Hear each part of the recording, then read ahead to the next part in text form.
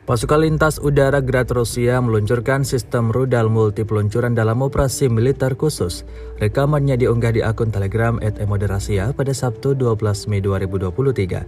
Unit artileri rudal pasukan lintas udara terus melakukan tugas penembakan untuk menyerang baterai artileri angkatan bersenjata Ukraina, menghancurkan benteng yang disamarkan, menekan pos komando dan menghancurkan daya tembak, senjata dan perangkat keras militer angkatan bersenjata Ukraina.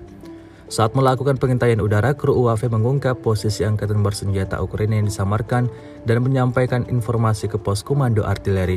Setelah menerima koordinat target dari operator UAV, kru Grad MLRS menyerang posisi musuh yang teridentifikasi.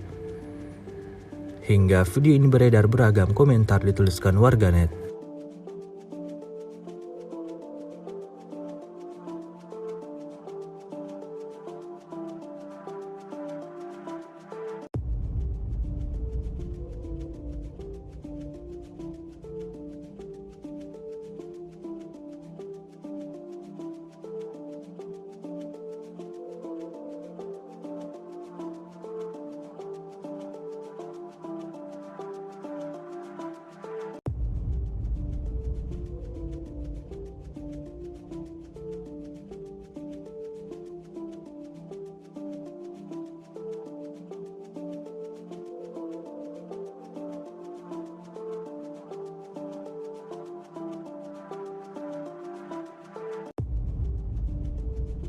Terima kasih sudah nonton.